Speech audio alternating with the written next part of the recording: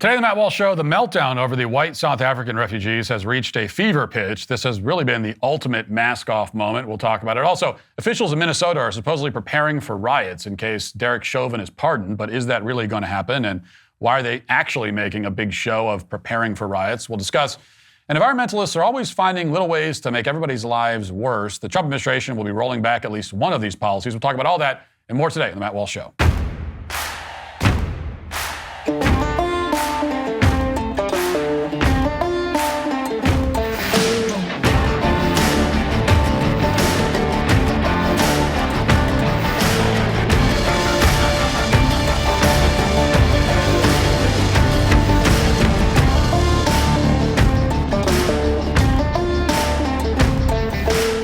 If you feel like you keep juggling expensive supplements that are just getting more unaffordable to keep up with, then Everyday Dose will be a lifesaver for you. Everyday Dose transforms your morning coffee into a powerhouse of vitamins, minerals, and amino acids all in one affordable cup. Just 30 seconds to prepare and you're getting your caffeine fix plus all the nutrients your body needs. One delicious cup, one simple solution. Everyday Dose isn't just coffee, it's coffee plus benefits. They've infused their 100% Arabica beans with lion's mane, chaga, collagen protein, and brain-boosting nootropics for clean, sustained energy without the crash or jitters. You can choose between their mild Coffee Plus, which is light, smooth, and gentle on sensitive stomachs, or Coffee Plus Bold, which is a rich, full-bodied medium roast with an extra energy kick. Both deliver the same functional benefits and undergo rigorous third-party testing to ensure that you're getting the best quality. Your brain and body will thank you. And I've actually tried this, and I have to tell you that I take my coffee very seriously. I'm very skeptical of any effort to change my coffee routine. I tried it, and I can legitimately say that I like it a lot. Get 45% off your first subscription order of 30 servings of Coffee Plus or Bold Plus. You'll also receive a starter kit with over $100 in free gifts, including a rechargeable frother and gunmetal serving spoon by going to everydaydose.com/Walsh or entering Walsh at checkout. You'll also get free gifts throughout the year. That's everydaydose.com/Walsh for 45% off your first order. Try to imagine that you run South Africa. You're in charge of the African National Congress, not exactly an enviable position. Your country has the highest unemployment rate in the entire world since the end of apartheid, which was supposedly the greatest evil to ever befall mankind.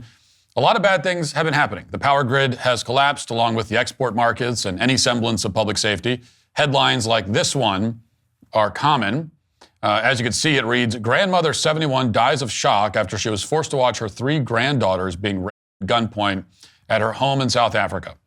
And there's plenty more where that came from because you have turned your country into the living embodiment of DEI to disastrous results. And then, to your horror, the President of the United States decides to shine an international spotlight on your incompetence. He makes it impossible to hide what's going on in South Africa. Specifically, the President allows white citizens of South Africa to flee to the U.S. so they can escape all the anti-white violence and race-based land seizures that you've implemented in your failing country. And unsurprisingly, a lot of white people take the United States up on the offer. They decide that it's better to uproot their entire families and fly halfway across the world than to spend another second under your rule in South Africa.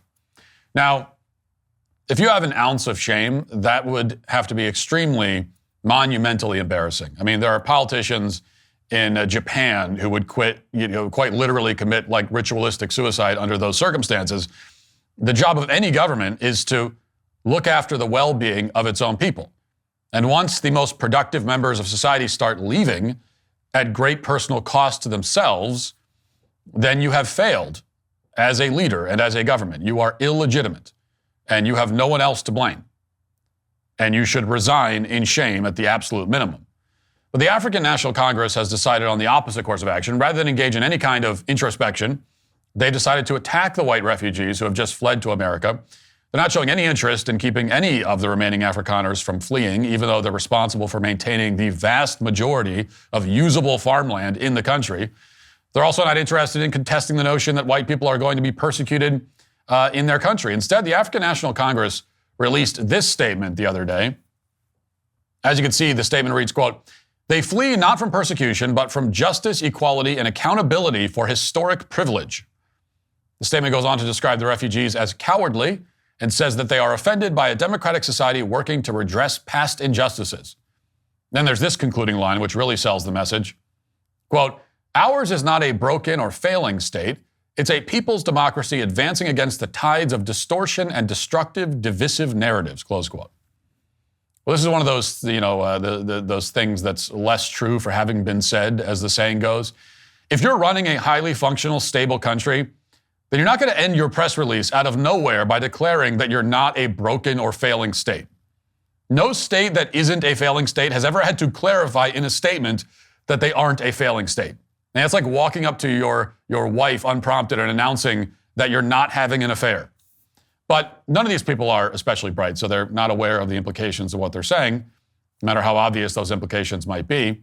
That also explains why, in effect, their message is essentially an explicit threat to every white person in South Africa.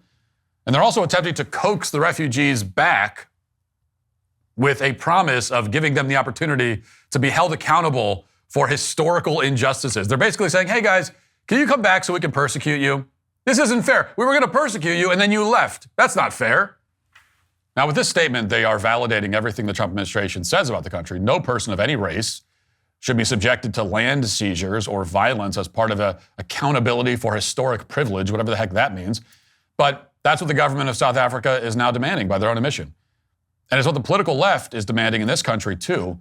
In the days since the first 59 white refugees arrived from South Africa, political commentators on the left have been melting down to a degree that's truly hard to comprehend, even given everything we already know about these people.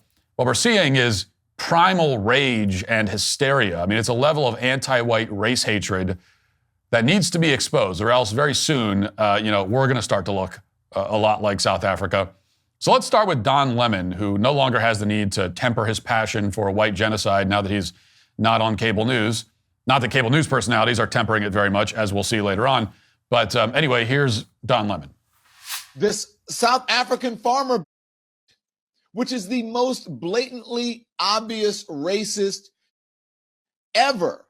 It is blatantly obvious the way that we treat white South Africans, who, by the way, for the most part, and I am generalizing here, some of the wealthiest people are well-to-do people in the country.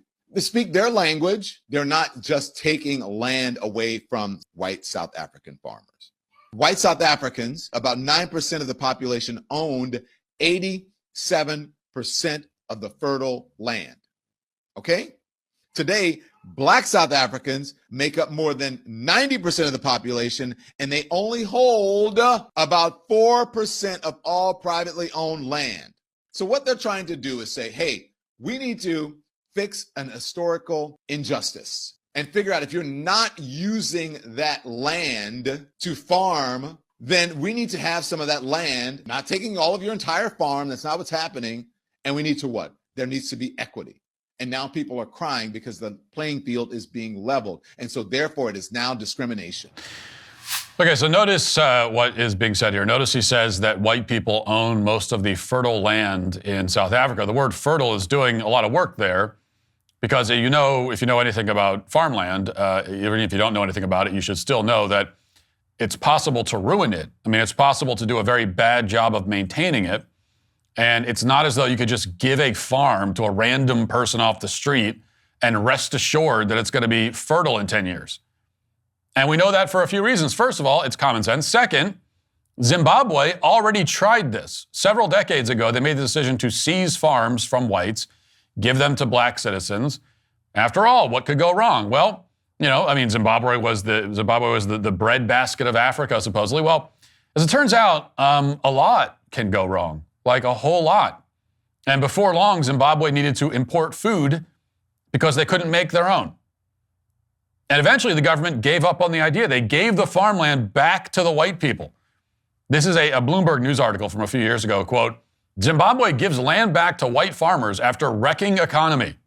2 decades after President Robert Mugabe wrecked Zimbabwe's economy by urging black subsistence farmers to violently force white commercial farmers and their workers off the land, his successor has thrown in the towel. The seizures that began in 2000 were ratified by the government, which said they were needed to redress colonial imbalances. A vibrant agricultural industry that exported tobacco and roses and grew most of the food the nation needed collapsed. Periodic food shortages ensued, inflation became the world's highest, and the manufacturing industry was decimated. What was one of Africa's richest countries became one of its poorest, close quote. Okay, so in other words, it turns out that when you use the government to redistribute fertile farmland to correct some alleged injustice, what you get is famine. Okay, that's what equity means in practice. It's what always happens when you take land from people who are managing it properly and redistribute it on the basis of race. Competence matters, especially when you're talking about a country's food supply. And make no mistake, the reason those white people control the farmland in South Africa is because historically they're competent. They bought it, they maintained it for generations. Nobody handed it to them or maintained it for them. The fact that it's still fertile, again, you can ruin farmland. It's still fertile, even by Don Lemon's own testimony. It's still fertile after generations. What does that mean? It means that they are properly managing the land. And in many cases, they were there long before black South Africans arrived and demanded their property. Now, in this debate, we are well past the point where the left can scream apartheid and just get whatever they want. Post-apartheid South Africa is simply too great of a disaster by every available metric. And by the way, apartheid was nothing like what's currently being enacted in South Africa. As we discussed the other day, there were far fewer race-based laws under apartheid than there are right now in South Africa. And the race-based laws under apartheid, by and large, were directed at enforcing racial separation, not large-scale farm seizures by the government without any limiting principle whatsoever. Activists on the left know they have the losing argument in this debate, which is why they're now resorting to some of the most pathetic tactics imaginable. So the New Republic, for instance, just ran a story in which they dug up the old tweets of one of these white refugees. And we'll get to the bombshell, and let's see if you notice the big problem with this line of attack. Maybe you'll pick up on it. So the headline is, one of Trump's Afrikaner refugees is quite the anti-Semite. So yeah, they went rooting through his tweets to smear him, all because he's white and he's fleeing persecution in South Africa. He's allegedly an anti-Semite, so he needs to go back. Now, of course, if this is the new standard for refugees, then, I have very bad news about like 90% or more of the refugees that were admitted under the Biden administration. Muslims from the Middle East and Africa are not exactly big fans of Jewish people, generally speaking, okay? Even if a lot of them don't have Twitter, so you can't go look at it. It doesn't take long if you want to know how they feel on that subject. Wouldn't take much digging to find out. But the New Republic probably doesn't seem to realize how this would go, but it's pretty obvious. Meanwhile, other luminaries on the left are reduced to making explicit threats against these refugees, and here's one viral example. Watch. Good morning. This is for the South Africans who are going to be entering the United States. This is just a public service announcement. I just wanted to make you aware that the Black people who were students during apartheid, we're grandmas and grandpas now, and we have the ear of Gen Z. One more thing. I also want to let you know that our president, he has Secret Service. And you will not. I also want to tell you that Black people over here are empowered. These are just public service announcements. When you get here, sit your ass down and don't touch nothing. Because you don't have Secret Service. Okay. Now have the day you deserve. Now, this is not some random person, by the way. She has more than 100,000 followers on TikTok for some ungodly reason. And she's openly threatening these white refugees with murder solely on the basis of their skin color, which, by the way, is something you just never see. For all the talk about the anti-immigrant rhetoric on the right, there's nobody on the right going out and just threatening to kill immigrants who are coming here. We might say, we're saying round them up, deport them if they're not here, if they shouldn't be here, enforce our immigration, enforce our laws. There's nobody saying that. There's nothing like this is happening. All it takes is for a few white people to be admitted, and this is the kind of anti-refugee, anti-immigrant rhetoric we get from the left. It's immediately all pretense is dropped, and they're saying, yeah, we're going to go out and kill you.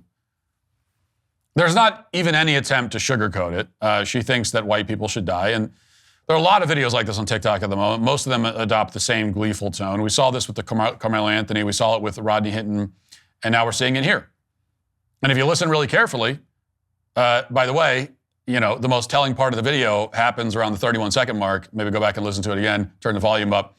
That's the moment where you can hear a very faint smoke alarm chirp in the background while this woman is threatening to murder white people. So, the whole thing is just very on the nose.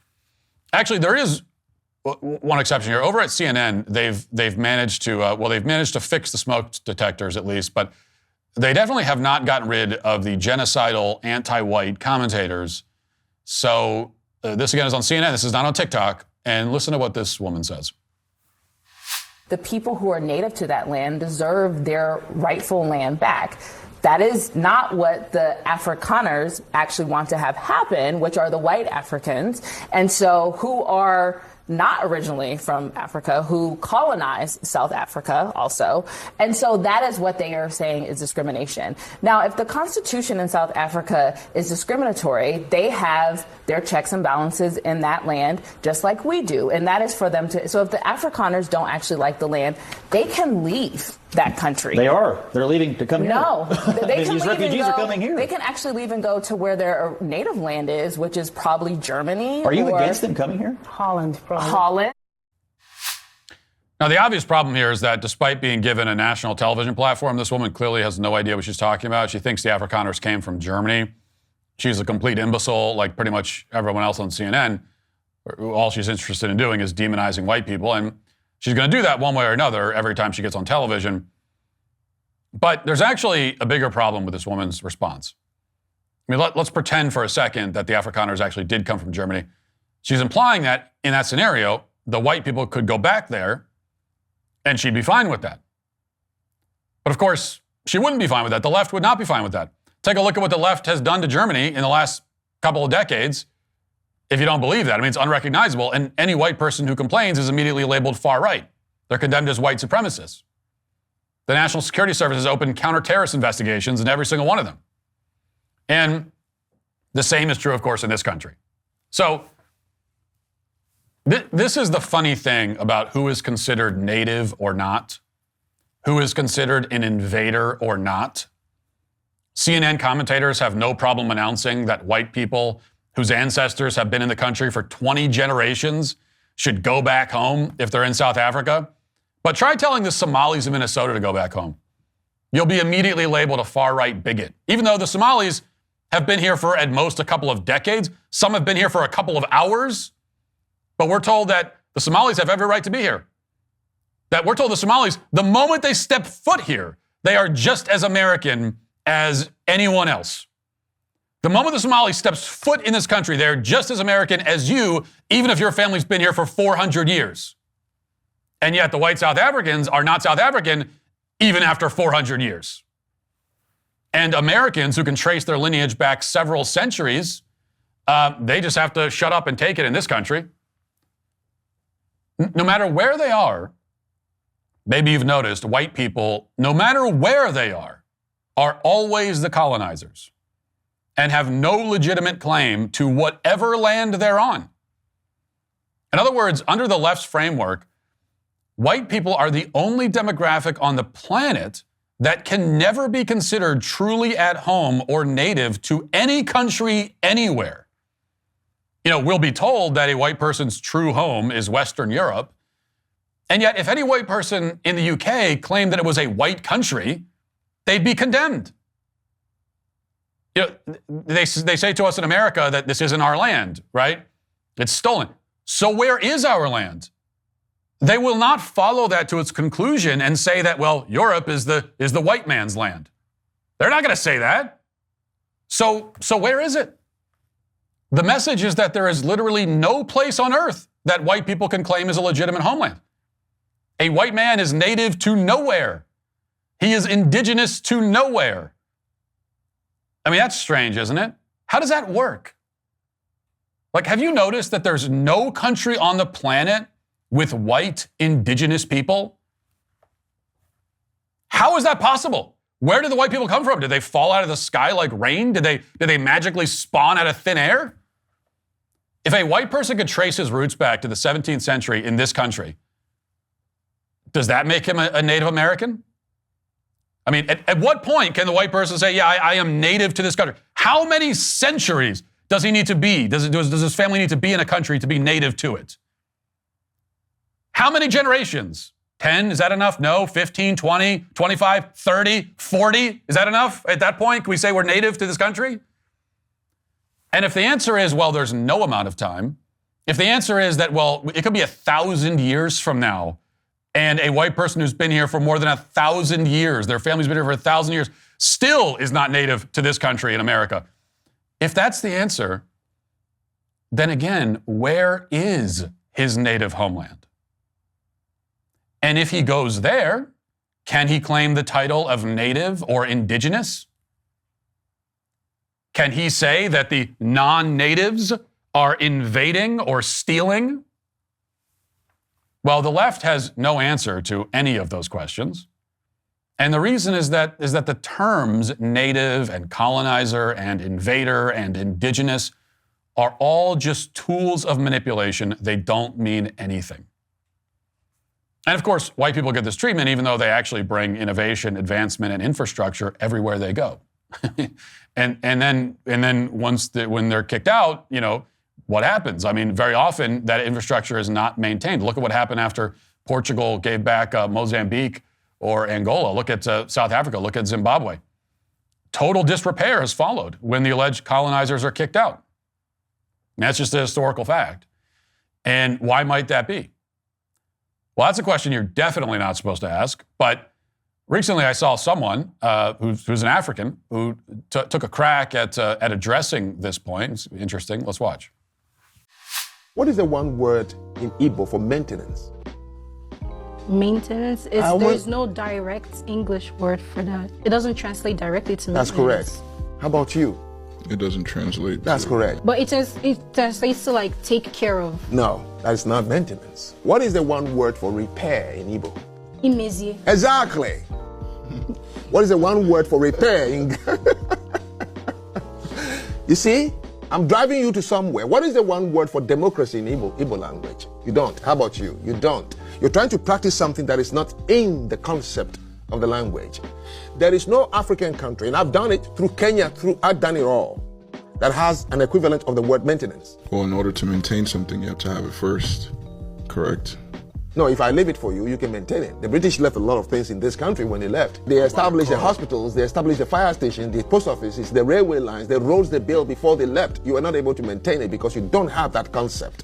Because your environment, the tropical environment of Africa, the way you build your houses, the material you use, you don't require maintenance. Every country that is called industrialized countries, today, one of the things you know about them is maintenance of what they have. That's why we have buildings here that are about 250 years old, 300 years old in this country. There are buildings in other countries of Europe that are 700 years ago. The Notre Dame that burned in France was a 13th century building. Do you know what kept it that long till today? Maintenance is a culture. Now, this is one of those conversations that if you were leading South Africa at the moment, you'd probably want to take pretty seriously. Maybe you take a step back and wonder if 30 years of black supremacy and white hatred is really an optimal substitute for maintaining the roads and the farms and the power grid. Maybe you'd recognize that if you don't even value the concept of maintenance, then inevitably you're going to have a collapse. That's what inevitably will happen. And it's pretty clear in South Africa that they don't value maintenance at all, which is why they are taking the people who've maintained fertile farmland that everyone recognizes as fertile and expelling them from it without any real plan of how are we going to make food now. So this is what happens if you demonize a handful of productive people who are sticking around. But of course, no one in South Africa is asking these questions at the moment. Instead, they're demonizing the white people who are already out the door. And that means that very soon, those white people will have a lot of company. I mean, South Africa is about to lose the few farmers it has left. No country in human history has ever survived something like that. And South Africa, the ultimate embodiment of DEI, will be no different. Now let's get to our 5 headlines.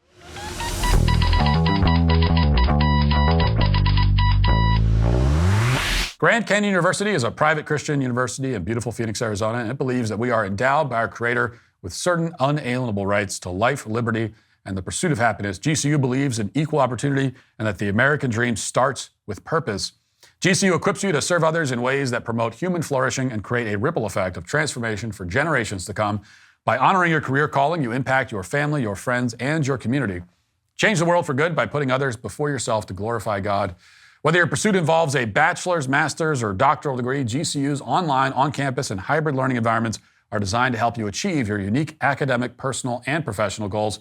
With over 340 academic programs as of September 2024, GCU meets you where you are and provides a path to help you fulfill your dreams. The pursuit to serve others is yours. Let it flourish. Find your purpose at Grand Canyon University. Private, Christian, affordable. Visit gcu.edu. Rumors started circulating pretty widely on social media yesterday that Minnesota is preparing for riots in case there is a pardon of Derek Chauvin. Here's the local ABC affiliate with the report. This is what Minneapolis looked like after former MPD officer Derek Chauvin killed George Floyd. And it's something state and city leaders do not want to see happen again. I spoke with 6 total sources today. They tell me Governor Tim Walz, the Minnesota National Guard, Attorney General Keith Ellison, Mayor Jacob Fry, and Hennepin County Sheriff DeWanna Witt have all been briefed on a potential Chauvin pardon and the possible end to the federal consent decree that called for extensive reform at MPD. And tonight, law enforcement is now preparing for possible civil unrest if those two things happen. Mayor Fry is not talking about those plans, but his Commissioner of Community Safety, Todd Barnett, in a statement says, quote, "We've heard the same rumors as everyone else, but the bottom line is that Derek Chauvin would remain behind bars, serving his state sentence, even if his federal charges are pardoned. To be clear, we have no credible intelligence about any pardon or planned disruptions here in Minneapolis." So this is kind of a strange story. I mean, pardoning Chauvin isn't strange. I think that should happen, but it doesn't appear there's any actual indication that a pardon is coming. And I mean, maybe there is, but there's no indication of it. And yet the media is talking about it. All these Democrat officials in Minnesota are preparing for it very, very kind of publicly, which leads me to believe that this is all a charade by the Democrats, some kind of charade to try to whip up the BLM mob. This is them saying, oh, gee, I hope there aren't more riots in the summer. I mean, that would be terrible. That would be really bad. Oh man, I hope that, the first summer after Donald Trump is elected that we don't have mass riots again. That would be, right, guys? That would be, we wouldn't want that. We're really getting prepared for that. So it doesn't make sense that they say they have no intelligence about a pardon coming, and yet they're preparing for riots anyway in case of an event that they have no reason to believe will happen. That doesn't make a lot of sense. Alternatively, they do have intelligence of a pardon coming, and this is their way of signaling to the people who organize and fund these riots that they should start getting ready, rev up your engines and get ready. Because these riots are not organic. Obviously, riots in response to a federal pardon would definitely not spring up organically because the pardon wouldn't even free Derek Chauvin from jail. There's no reason why riots would break out in response to that, except in a coordinated, non-organic way. Now, all that said, there should definitely be a pardon. There should be a pardon because it's the right thing to do. Leaving aside all the strategy, the political strategy, the legal strategy, it's just the right thing to do. Chauvin was railroaded. He's an innocent man. And Trump should do whatever is in his power to rectify however much of the situation he can. Now, he can't free Chauvin from prison at this point, unfortunately. I have seen people, on X coming up with elaborate ways that maybe he could free him. I saw someone suggest, well, can you send Chauvin to El Salvador, to an El Salvador prison, and then have Bukele free him, so he can live out his days in El Salvador. I think it's very unlikely that something like that will happen. So probably Trump cannot free Chauvin from prison at this point, unfortunately, but he can pardon him from some of the charges at least, and he should. Why should he do it? Well, because he's innocent, and those charges are bogus. And so you should get rid of all the bogus charges that you can. And there's also, I think maybe people are underestimating this factor. There's also the bully pulpit effect. A pardon would be Trump using the bully pulpit of the presidency to both call attention to Chauvin's plight and also give permission, right, to normal people to speak up for Chauvin and to take his side. And when I say permission, I don't mean literal permission. Nobody needs actual permission from Trump to say that Chauvin is innocent. I mean permission in the sense of giving cover. This is how it always goes. There's, you know, a lot of people know that what happened to Chauvin is wrong, but they're afraid to say it. They're afraid to speak up. And in the first couple of years of all this, like speaking up in defense of Derek Chauvin was the ultimate taboo because George Floyd was a martyr and a saint and had been canonized. And now that's loosened up a little bit. People are a little bit bolder, but I think most normal people still won't say that publicly. If the President of the United States is saying it, though, if the President of the United States comes out and says this guy was railroaded, this was a miscarriage of justice, he should be pardoned. If he says it, then it's not that everyone on the right is going to just parrot whatever he says because they can't think for themselves. It's more that that's cover. That gives people cover because now it's like a lot of people already think that. The president says it, and now it gives people a cover where they feel like they can say it too. And because it's not this kind of like scary, edgy thing anymore when the president is saying it. And that would be a significant benefit, I think, in giving this pardon to Derek Chauvin. Another point, I saw somebody on X make this point, and this is not my point. I'm stealing it shamelessly. I think it was the account Fisher King on X. And he made the point that the Menendez brothers shot both of their parents in the face with a shotgun and killed them. And as far as I've followed the story very closely, but I have not followed it, I'm saying. But as far as I know, they at one point had to go and reload the shotgun to finish the job on their mom. Okay, so this was like this is first degree murder. I mean, this is a planned out murder, very deliberate, reloading the shotgun, finishing the job. I mean, this is like very methodical, plotted, sadistic murder. And like I said, I haven't followed the case very closely, but I know that their original sentence of life without parole was converted to a lighter sentence recently, which would enable a judge to parole them. And they're in California, I think. Which will mean that these two guys who executed their own parents could walk free in society. And, there are other aspects of the case. I mean, they're definitely guilty of executing their parents. Nobody disputes that. They don't dispute that. Their claim, I guess, is that the parents were abusive. As far as I'm aware, that has never been proven. What we do know is that they brutally executed two people. And now, as Fisher King points out, basically because of women who are obsessed with true crime podcasts, they might get to walk free. Even as Derek Chauvin, an actually innocent man, rots behind bars. Who would you rather live next to? Two psychopaths who shot their parents in the face? Or Derek Chauvin? Who would you be more worried might break into your house in the middle of the night and butcher you while you're sleeping? Would anyone be concerned that Derek Chauvin, would anyone be worried, if Derek Chauvin was living next to you, would you be worried at all? Would you have any concern that Derek Chauvin is a threat to you? Of course not. Sadistic murderers who killed their own parents? I don't want to be anywhere around those people. Who would want to be around them?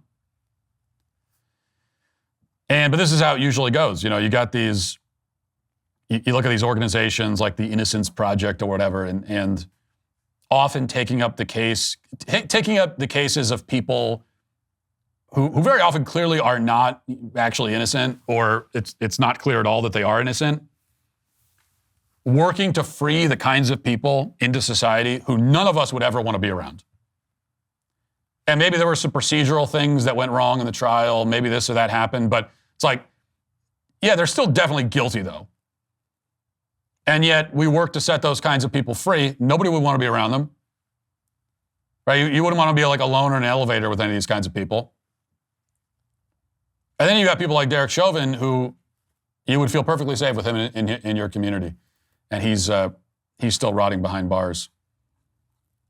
So maybe this is what we need. Maybe there needs to be, I'm sure there already have been plenty of podcasts and stuff about, of course there have been about Derek Chauvin, but like we need we need a true crime podcast specifically targeting women, like middle-aged women, about Derek Chauvin. And that's what tips it over the edge. Once the women start listening to a true crime podcast about a trial and they get into it, then those are the people who end up getting set free. So, I don't know. What do you got to do? What do you got to do to get? What's the secret sauce here? There are certain murder trials that women become very obsessed with, and then others that they have no interest in at all. And what exactly is the?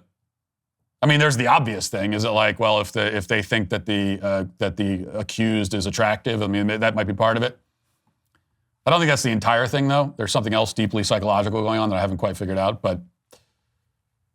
That will be Chauvin's salvation, I think, is if the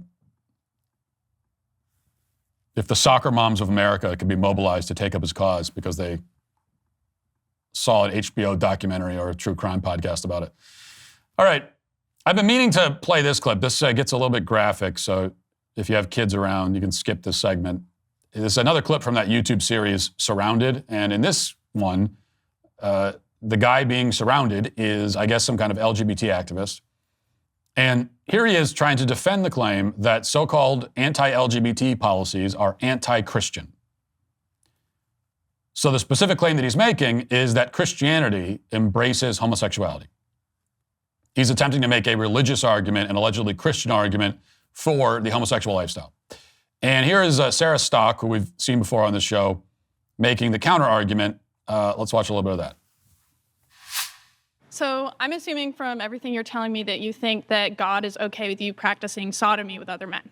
I am saying that God always acts in accordance with love, and the sodomy that was written about in the Bible has nothing to do with loving queer and trans relationships because there was no frame of reference for the phrases who created it. Man is imperfect. God's word is perfect. God would support queer and trans existence. Do you want to talk about why it's also anti-American? You don't think that sodomy existed 2,000 years ago? I do think it existed 2,000 years ago. And you don't think that God and the way that it directly was addressed written about in the Bible was about hateful, unconsensual, pedophilic, ritualistic acts of sodomy. There have been healthy queer and trans relationships all throughout the history, and they were not included in the Bible, the same way women's rights were not included in the Bible. God did not intend us to treat that like a law that we never move on from. He treated us to use it like a way to learn, love, and practice it better. It is not an instruction manual. It is one tool that we can use to live our lives. You do think, but to clarify, so you do think that God is okay with you having sex with other men? Yes. Okay. So I think that your definition of love is basically what feels good for you and also being nice to other people. I think love is more complicated than that. For example, you can have a sexual relationship with someone that you might not love, whereas love is a deeper emotion of care. But basically, it's just like this like fluffy feeling of like, oh, like I like you, I'm treating you well, whatever. I think that love is willing the good of another person. Love is a hard action. So you can have consensual sex with someone, and that's not loving them, because participating in homosexual acts is inherently not loving because it's damaging.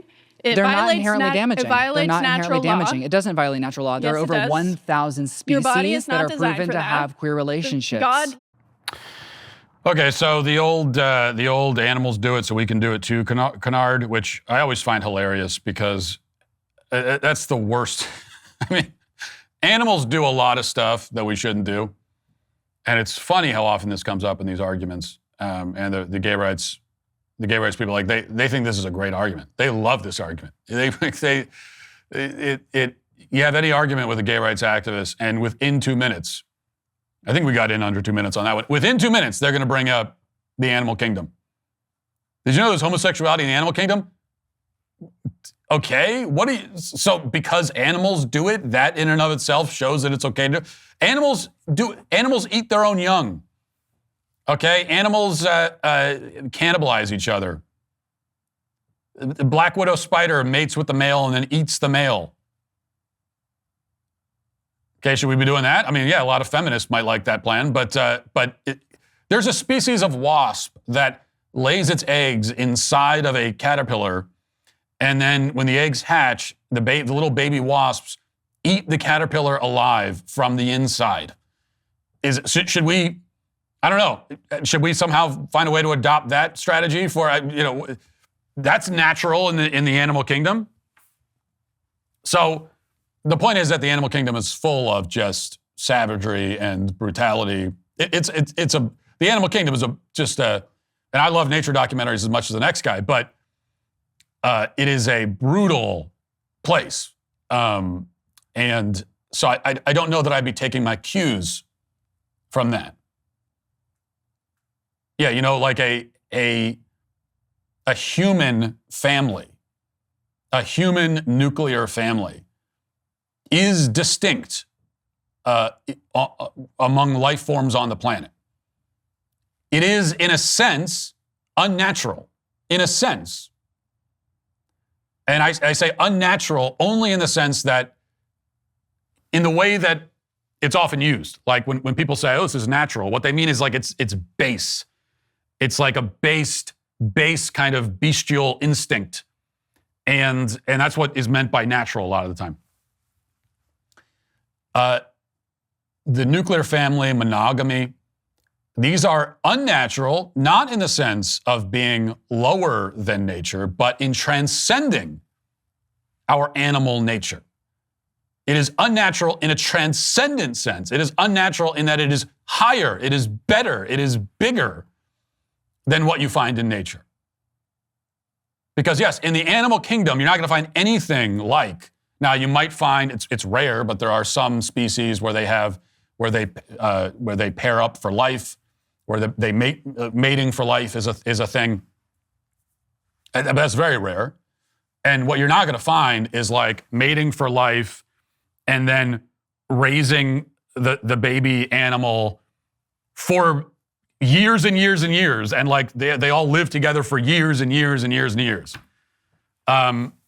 That you just don't find in the animal kingdom, because we're not modeling our society. We're not modeling human society off of what alligators do. Okay, we're not looking at alligators. We're not looking at monkeys. We're not looking at what a tree squirrel does and saying, let's model our society by that. We are modeling our society. Our society is grounded in something that transcends, that is transcendent beyond nature. So that's all ridiculous. And then we get to the kind of the biblical, such as it is, the biblical argument, which is that Christianity somehow condones the homosexual lifestyle. And this is what they do. If you're wondering how anyone could possibly be a pro-gay, pro-LGBT Christian, this is how they square that circle. I mean, there's no disputing what the Bible says about homosexuality. Obviously, there are many passages in the Old Testament, and there are multiple passages in the New Testament, like the first chapter of Romans, which describes the homosexual act as shameful and dishonorable and debased. That's what the Bible says, right? And he's bringing up the Bible. So you can't say, oh, well, who cares what the Bible says? That's the argument. That's the argument he's making. So he cares about what the Bible says, allegedly. So let's talk about what it says. So the first chapter of Romans says the homosexual act is shameful, dishonorable, and debased. It's hard to be more explicit than that. And perhaps even more clear, even more explicit, is the fact that the Bible comes right out of the gate in Genesis describing what a man is supposed to do, and it's this, to remind you: a man shall leave his father and his mother and hold fast to his wife, and the two shall become one flesh. Again, that's That's not really a natural setup. That is a supernatural setup, I think is the framing is the best way to frame it. It's not natural, it's supernatural. That is a supernatural. The two become one flesh. That doesn't happen in the animal kingdom. So anyway, but it's right there. So what are you going to do about this if you're an LGBT activist? Well, one thing you could do is just say, well, Christianity is false. It's an ignorant, ancient, bigoted religion, and I reject it totally. You could say that. I think that's wrong. I think that's tragically, terribly wrong, but that's one way of dealing with the very clear biblical edicts, both condemning the homosexual lifestyle and prescribing monogamous heterosexual marriage as the correct and healthy form. And plenty of LGBT activists will just say that. They'll say, well, I don't care what the Bible says. I'm not, the Bible's false. But then you got guys like this who want to cling to the Christian label. And these guys are much, much greater threats because they're trying to subvert Christianity from the inside. The guys on the outside, basically the Reddit atheists talking about how we believe in a magical sky daddy or whatever they say, they're not much of a threat. Nobody takes them seriously. The greater threat is this. These people who claim to be Christian while holding to a moral framework that is completely anti-Christian. And how do they do it? Well, they do it by just simply declaring that the words in the Bible mean something other than what the words actually mean. So he just states as fact that anytime homosexuality is condemned in the Bible, which it is frequently, it's really condemning and pedophilia, which is an interesting argument, right? So you're saying that the Bible uses homosexuality as a catch-all term for rape and pedophilia? I'm not sure that really helps your case, but this is what they do. The LGBT activists who pretend to be Christian, this is what they do. They say, oh, no, it's totally fine because whenever the Bible talks about gay people or homosexuality, what they really just mean, that's just a word that means sexual violence. Oh, really? Well, have you thought about that? That's interesting, isn't it? And anyway, it's not true. Homosexuality in the Bible meant back then what it means now. Okay? Men having relations with other men. In fact, even that is explained in Romans. As I mentioned, St. Paul says that there are men having relations with men, and this is debased and wrong. It can't get more clear than that. So it's not even just saying, well, homosexuality is, and then you can go, well, what did he mean by homosexuality? I wonder what that means. No, he actually says, no, there are men who are having relations with men. That is wrong. Don't do that. It's right there. I mean, it's plain text. But what we get from guys like this is they say, well, Paul says that, but what he really meant to say, I'll tell you what he really meant to say. And then if you ask them, well, what are you basing that on? What do you mean what he really meant to say? Well, these guys, they treat the Bible like it's some sort of obscure hieroglyphic that they have to translate, and not translate like we translate a foreign language in English. Obviously, all of our Bibles, and if we speak English, are translated that way. But no, they translate it like, if you go to some con artist psychic and you tell her about your dreams, and she starts interpreting your dreams for you, and says, oh, well, a tiger appeared in your dream, and so that means that you're worried that you're going to lose your job or whatever. That's how they treat it. And now there are parts of the Bible that are dreamlike, that are visions and dreams, the apocalyptic literature, Revelation, and so on. But because the Bible is not one book. We call the Bible a book, but it's not one book, as anyone who's read the Bible knows. It's a collection of books, and all these different books are doing different things. It's different styles of literature, it's different styles of writing, and they're trying to do different things. It's not like one thing.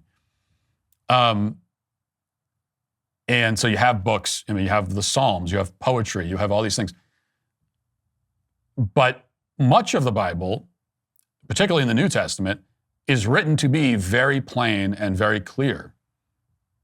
Because you have to look again at whatever part of the Bible you're reading, what was the author of this portion that I'm reading? What was the author trying to do? What was the point of this? Well, the epistles of Paul are letters that he wrote to various churches, and they're meant to be clear as day. He's directly addressing and dealing with the issues that the communities were facing, and often like deep moral and theological issues, sometimes more practical day-to-day issues, but that's all it was. He was writing letters. It wasn't meant to be. It was meant to be clearly understood based on the language that was used to deal with these like problems that they were experiencing in their communities. But these LGBT activists and so-called these leftists who are so-called Christians but not real Christians, these subversives in the church, they look at even stuff like that. They look at the epistles. They look at the plain words of the text, the plain words of Christ in the Gospels, and they treat even that stuff like it's, well, I know this is the word that's used, but here's what, and they state it. It's not even an argument, it's just an assertion. And you saw in that clip, very confidently, he says, well, yeah, but it meant this. Really? How do you know that? Where'd you hear that? Oh, no, you heard it because another like subversive left-wing LGBT gay so-called theologian or whatever told you. That's why you know it. You read it in a book that was written 3 years ago. So they have no case, just to summarize. As Doge continues to surgically cut the fat from decades of bloated government spending and corruption, Pure Talk, the cell phone company I use for business, is cutting the fat from the wireless industry. That's right.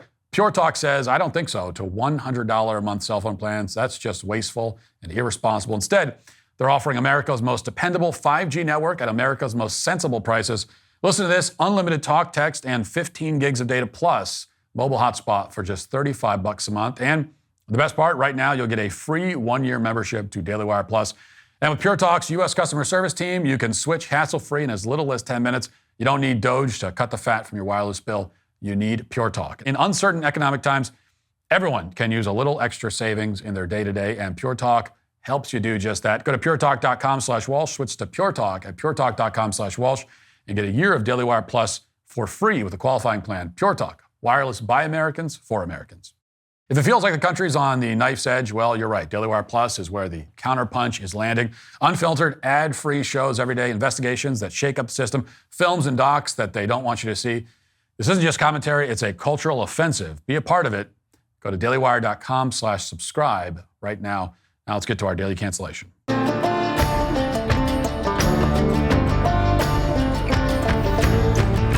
On January 3rd, 2019, something unthinkable happened at Jeff Bezos' newsletter, which is formerly known as the Washington Post.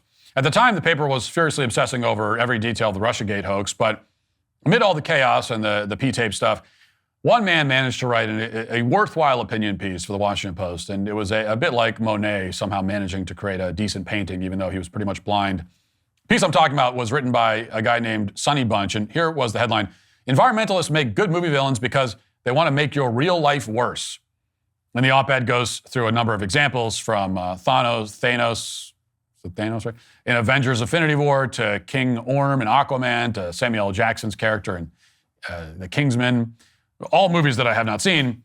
And in all these cases, apparently, the villain is motivated by some strain of environmentalism. The Aquaman villain guy was angry about trash being dumped in the water, apparently.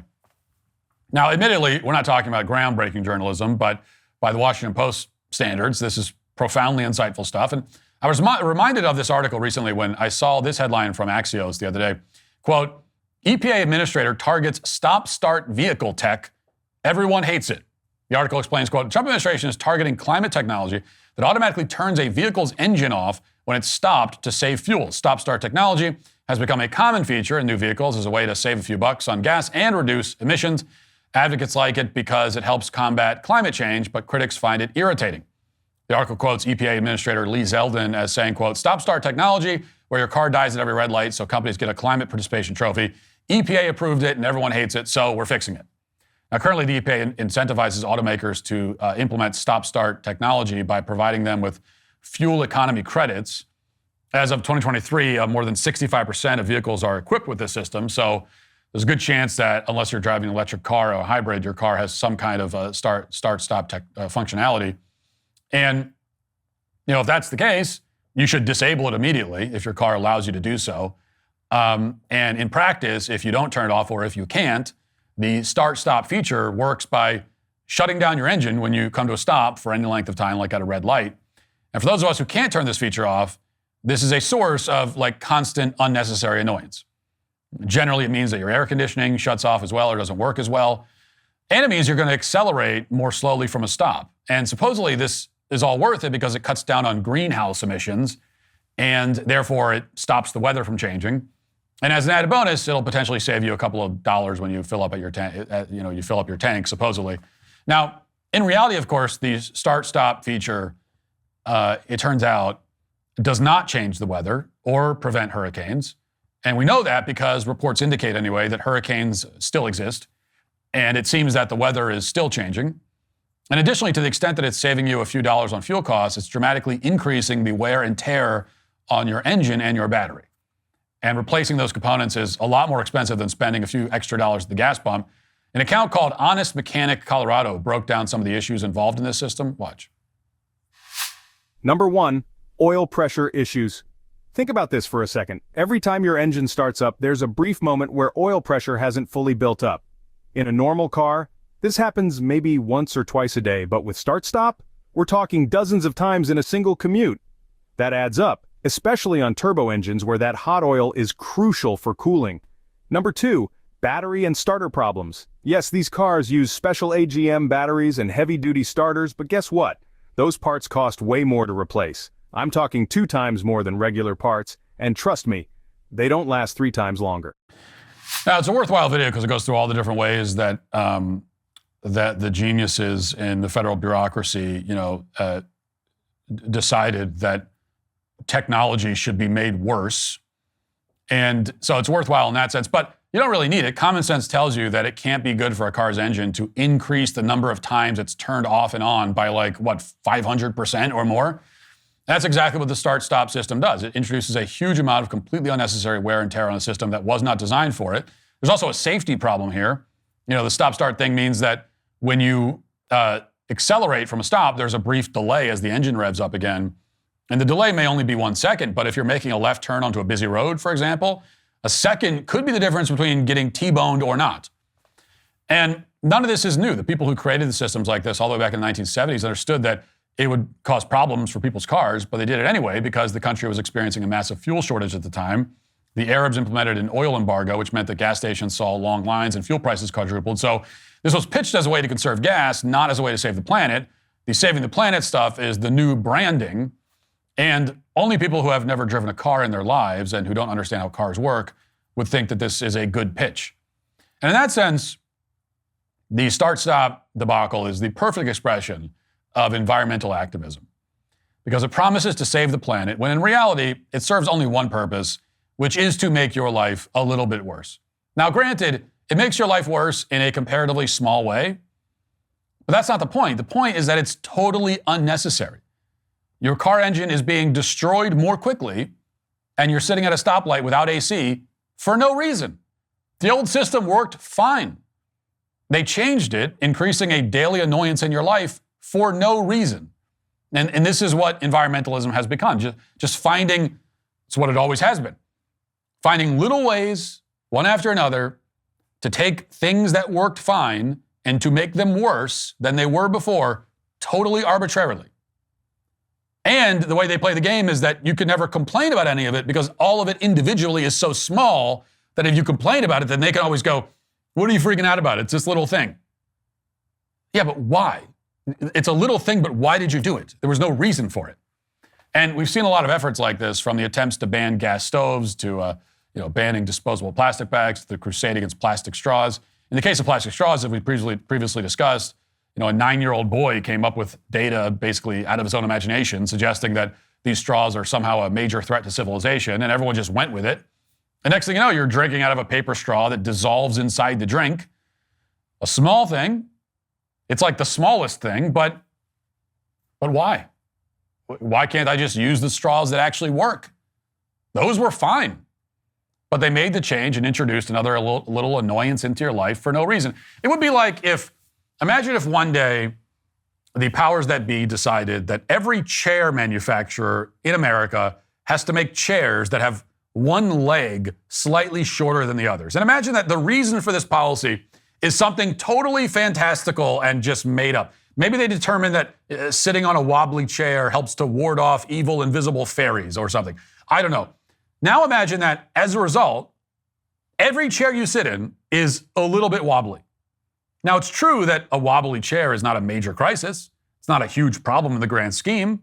If anyone asked you about the greatest struggles in your life and you said that wobbly chairs are at the top of the list, they would conclude rightly that you are the most pampered human who's ever existed. But even so, it would be extremely annoying and it would make your life a little bit worse if every chair was wobbly. And the fact that this was being done on purpose for some totally superstitious, insane reason only makes the annoyance exponentially greater.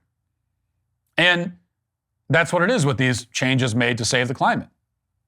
They are very often small annoyances being imposed on us for insane and superstitious reasons, and that just makes it worse.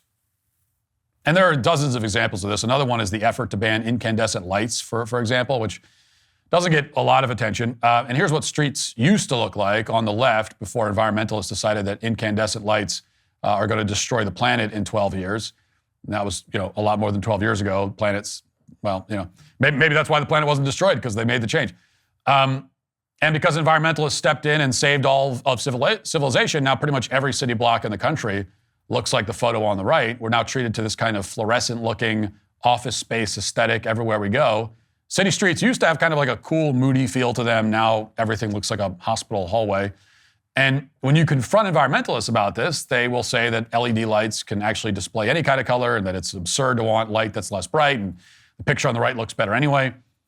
But the left is much warmer, it has more character, and a lot of people liked it. So why do we have to change it everywhere?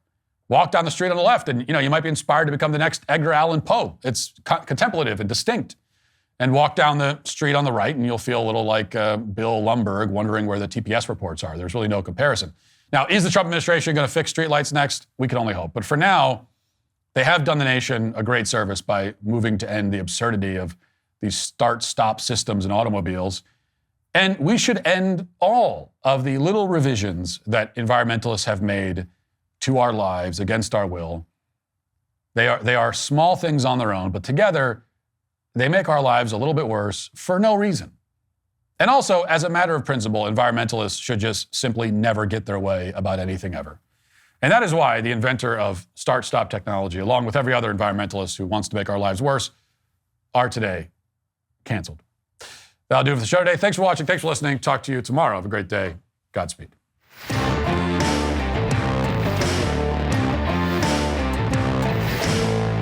President Trump wins big in the Middle East. A crazy jihadi preaches from Canada, and legislators might ban a bunch of... Check it out on The Michael Knowles Show.